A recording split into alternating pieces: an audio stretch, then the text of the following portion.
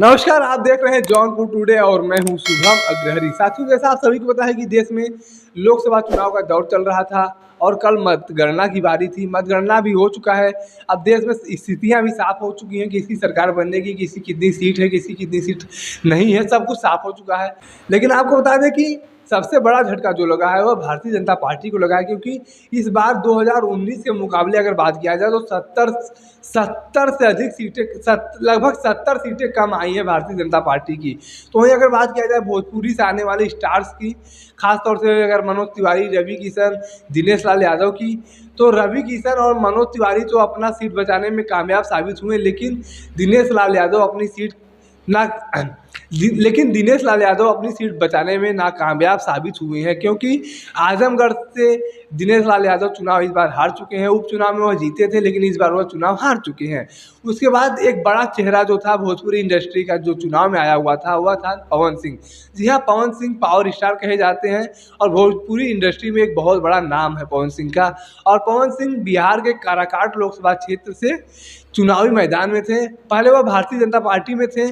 Bharatiya Janata party के द्वारा उन्हें पश्चिम बंगाल के आसनसोल से टिकट दिया गया था, लेकिन बाद में पवन सिंह ने स्वयं इनकार कर दिया चुनाव लड़ने से आसनसोल से। उसके बाद यह माना जा रहा था कि बिहार में किसी सीट पर पवन सिंह को उतारा जा सकता है, लेकिन बिहार में भारतीय जनता पार्टी की तरफ से उन्हें टिकट नहीं दिया गया। उसके बाद उन्होंने निर्णय लिया कि वह काराकाट लोकसभा क्षेत्र से नामांकन करेंगे और निर्दल चुनाव लड़ेंगे, और निर्दल उन्होंने नामांकन भी कर दिया। उसके बाद यह माना जा रहा था कि अच्छा खासा वर्चस्व पवन सिंह का वहां पर देखने को मिल रहा था। लोग ये मान के चल रहे थे कि वहां काराकाट लोकसभा से पवन सिंह जीते हुए प्रत्याशी हैं। अब वह सिर्फ घोषणा होना बाकी है।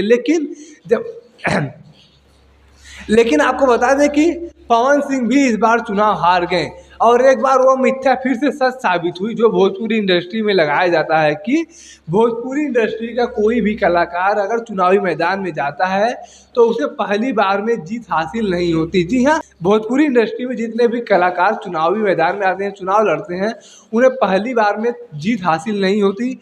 इस बात का मिथ्या हमेशा भोजपुरी इंडस्ट्री पर लगता है, और यह मिथ्या इस बार भी सच साबित हुआ है, क्योंकि मनोज तिवारी चुनाव लड़े थे, पहली बार वो हार गए थे, दूसरी बार लड़े वो जीत गए।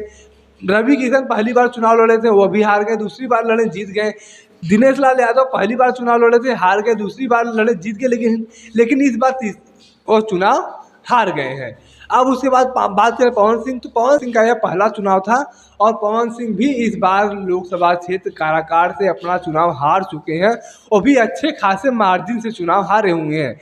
अब आपको बता दें कि भारतीय जनता पार्टी और पवन सिंह, अगर पवन सिंह चुनाव न लड़ते हैं तो हो सकता है वहाँ पर भारतीय जनता पार्टी के नेता चुनाव भारतीय जनता पार्टी प्लस के जो कैंडिडेट थे उपेंद्र कुशवाहा, वह चुनाव जीत जाते। लेकिन पवन सिंह के होने की वजह से न उपेंद्र कुशवाहा चुनाव जीत पाए और न ही पवन सिंह चुनाव जीत पाए, बल्कि एक तीसरा व्यक्ति चुनाव जीतकर वहाँ से चला गया।